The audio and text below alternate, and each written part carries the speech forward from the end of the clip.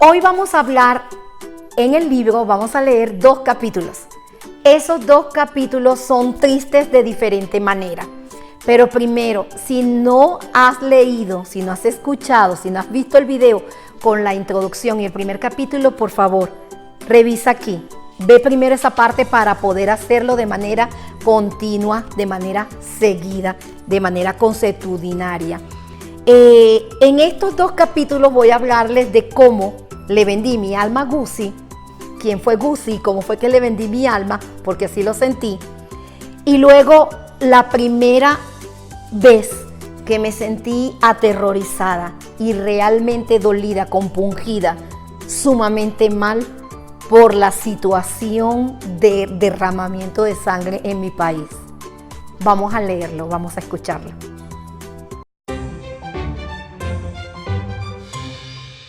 Diario de una migrante venezolana de Venezuela hacia África. Rosa León Fandiño. Capítulo 2. De cómo le vendí mi alma a Gussie. El 2014 fue un año particularmente difícil. Ese año decidí que tenía que abrir horizontes. Trabajaba en la Escuela Alemana de Caracas, un colegio de prestigio, pero con muy bajo sueldo para toda la labor que allí realizaba. Era docente de Historia de Venezuela, Historia Universal y de Religión. Era coordinadora del Departamento de Sociales y Religión, secretaria general del Sindicato de Trabajadores e integrante de la Asociación de Amigos y Antiguos Alumnos del colegio. Para mantener a mi familia, conformada por mi papá, quien es jubilado del Ministerio de Justicia, para aquel momento 2014, porque como ustedes saben, papá pasó a mejor vida, mis 2 hijas estudiantes universitarias para esa fecha y yo, docente de la República Bolivariana de Venezuela, tenía que trabajar muy duro y por muchas horas al día. Mi jornada comenzaba desde muy temprano. A las 5:30 de la mañana salía de mi casa, hasta por lo menos 3 de la tarde en el Colegio Humboldt.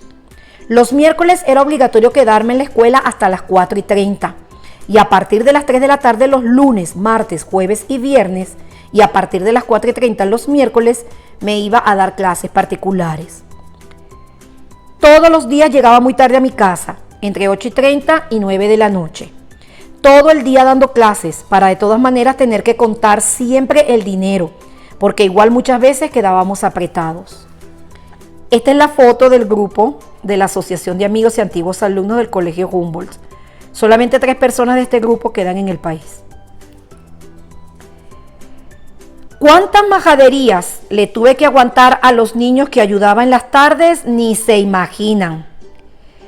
4 tardes tenía un alumno de bachillerato adolescente, pero con un padre tan especial que fuera lo que yo necesitara, siempre estaba allí para apoyarme en mi labor y autoridad. Así que no tenía mucho problema con él, porque cuando se ponía majadero, pues su papá lo ponía en su lugar.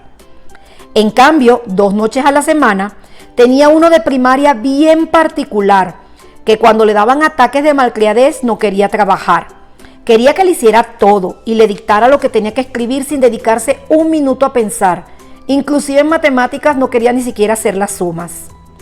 Y si se le atravesaba el día, y se tiraba en el suelo sin querer hacer nada y tenía que convencerlo de hacer su trabajo, casi rogarle y así, pacientemente, diligentemente, 2 tardes a la semana, casi noches, cansada, ya agotada mentalmente, terminábamos las tareas.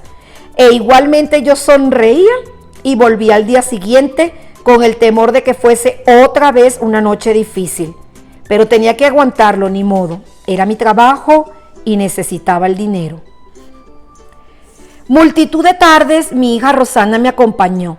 Ella estudiaba en el Humboldt y por eso se iba conmigo.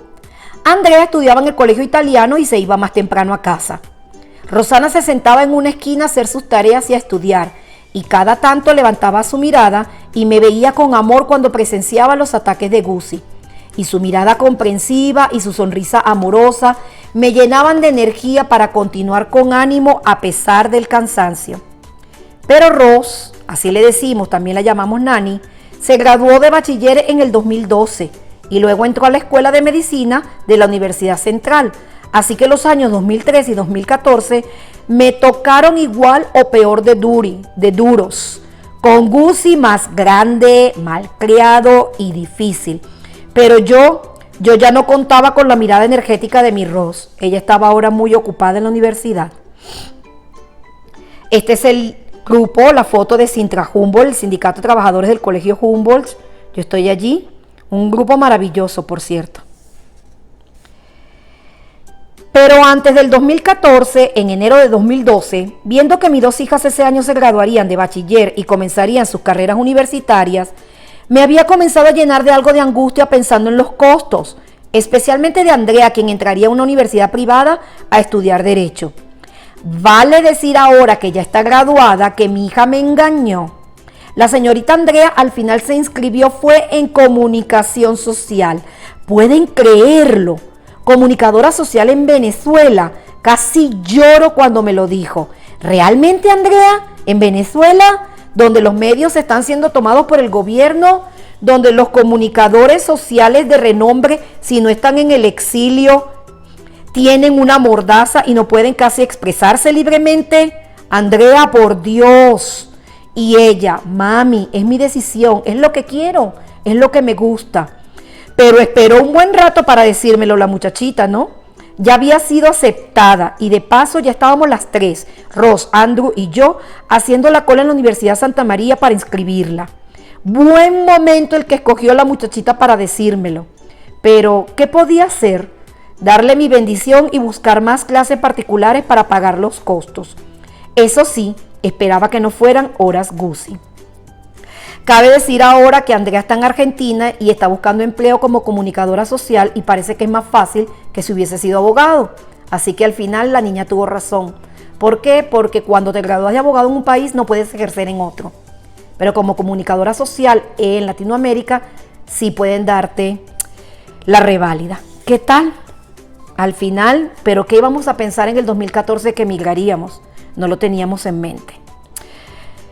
Decía que en enero del 2012 decidí que algo tenía que hacer para ganar más dinero y vivir mejor. Así que decidí estudiar. Como que si no había estudiado lo suficiente ya. Pregrado, posgrado, cursos, lenguas. Pero esta vez decidí estudiar algo que me abriera otra puerta, junto a lo que ya sabía para conseguir un mejor empleo. Pensé en hacer un diplomado de profesor de inglés como lengua extranjera, pero al final no lo hice. ¿Saben por qué? Bueno, Yadri González, mi amiga y compañera del Colegio Humboldt, me guió. Le comenté lo que quería hacer, porque ella es profesora de inglés, pero me dijo, no, Rosy, hazlo en español como lengua extranjera. Y yo me quedé como dudando, ¿en serio? ¿Español y no inglés? ¿Será? Y me puse a investigar. Efectivamente comenzaba a hacer un boom enseñar español a extranjeros y yo me dije, bueno, siempre he sido buena en español, ¿por qué no? Y así comencé a buscar sitios donde estudiar para ser profesor de L, español como lengua extranjera. Fui a dar a la Universidad Central de Venezuela, porque habiendo buscado primero en mi alma mater, la Universidad Católica Andrés Bello, me tropecé de frente con que yo no podía pagar esos precios, ni teniendo más horas Gusi podría pagarlo.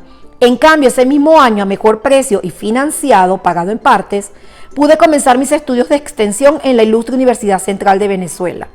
Así fue como hice mi diplomado de español como segunda lengua y lengua extranjera. Y al terminarlo me inscribí por Funiver en una universidad de Perú, vía online, para hacer el máster en español como lengua extranjera.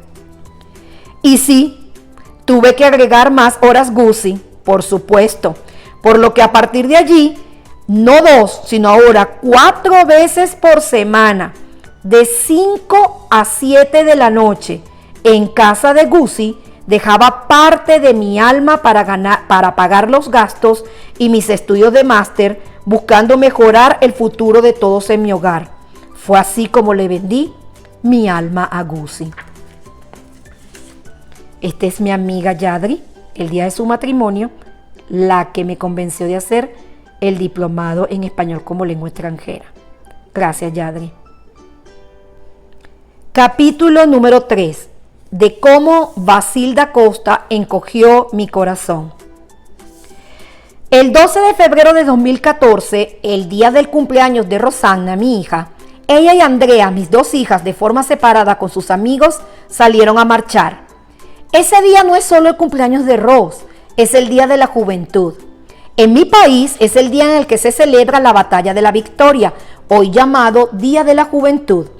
Cuando en 1814 un grupo de jóvenes universitarios, bachilleres y escolares, incluso de primaria, salieron a acompañar a los patriotas José Félix Rivas y Vicente Campo Elías en una batalla contra nada más y nada menos que José Tomás Boves, conocido como el Uruguayo, quien comandaba a los realistas, el bando de los españoles en la Guerra de Independencia. Así, el 12 de febrero de 2014, de manera parecida pero peor, se asemejó al 12 de febrero de 1814, porque ese día el primer joven que cayó muerto en la protesta fue Basilio da Costa, tan joven como los que lucharon en la Batalla de la Victoria muchísimos años antes, y con él cayeron otros más en una batalla para nada justa. He de decir que las fuerzas del orden público venezolanos, como nuestros jóvenes marchistas, actuaron peor que Boves, quien era español. Sí, nuestros venezolanos actuaron peor que Boves. En la Batalla de la Victoria de 1814, los jóvenes que pelearon al lado de los patriotas le ganaron al uruguayo. Sin embargo, en esta batalla del 2014 fue la autoridad quien ganó, pero a un muy alto costo. Yo había asistido a la mayoría de las protestas y marchas en la calle por varios años, al lado de mi amiga Yadri, en muchas de ellas, con mis compañeras de trabajo Corina y María, y a veces se nos unía nuestra excompañera Yaditza. Cuando mis hijas crecieron, ellas también me acompañaron y se fogaron en el clamor de las protestas y marchas como la mayoría de los jóvenes venezolanos, quienes aprendieron a participar los fines de semana en marchas y luego en protestas, muy diferente a mi vida cuando yo tenía esa edad. Mi participación a esa edad se limitaba era a salir con mi familia, visitar amigos o tíos, días de playa con mis amigos, salidas al cine con las chicas o encerronas en alguna casa a estudiar para un examen. Pero los jóvenes venezolanos de la generación de Hugo Chávez en la presidencia aprendieron fue a usar parte de su tiempo en protestar contra un régimen que es el único sistema de gobierno que la mayoría conoce porque muchos nacieron y han crecido con él. Estas protestas se incrementaron con el régimen de Nicolás Maduro. Esta es una de las fotos de las tantas veces que protestamos, que fuimos a marchar. Esta soy yo y esta es mi amiga María que le dije, Yadri, Yaditza, otras amigas, incluso el esposo de Yadri, quien es alemán, se unía con nosotros a las marchas. Como decía, yo siempre acudía a estos encuentros, pero ese 12 de febrero de 2014 especialmente tuvimos que trabajar. No hubo permiso para asistir y Yadri y yo estábamos en el colegio pendiente de las noticias y de la radio, que como siempre no decía nada. Qué mortificación cuando me enteré en que se había tornado violenta, porque mis dos hijas por separado se encontraban allí. Rosana había diseñado una pancarta que decía algo así como "Feliz Día del Amor por Venezuela", por eso de que el 12 de febrero es el Día de la Juventud y el 14 es el Día del Amor y la Amistad. Salí, tomé mi carrito y me fui a recogerlas una por una. A Ros le habían robado el teléfono celular, allí mismo en la marcha, y se había refugiado lejos del meollo con sus amigos. Pero antes había estado en todo el frente de un piquete de la Guardia Nacional Bolivariana, cosa que supe por una foto que me envió antes de que le robaran el celular. Como luego de perder su celular se apartó de la zona de mayor peligro, se le hizo más fácil acercarse caminando hacia la parte donde yo estaba y la recogí sin problema alguno. Andrea, por otro lado, se había ido a casa de uno de sus amigos.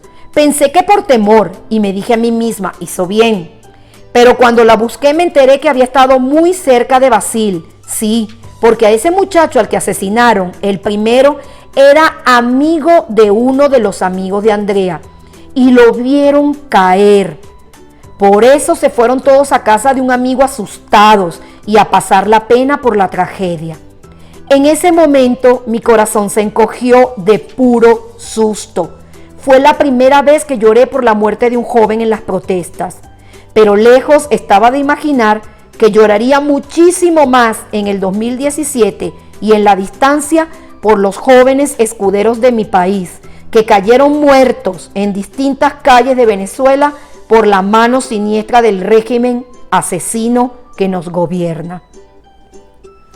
Esta es Andrea, ese día en la protesta cerca de Basil Acosta.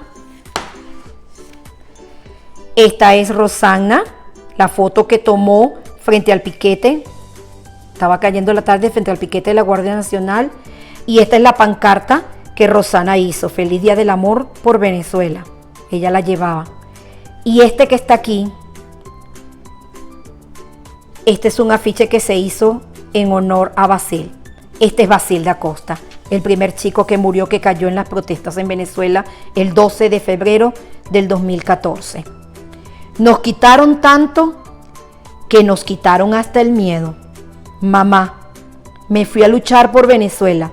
Si no regreso, me fui con ella. Que en paz descanse Basil.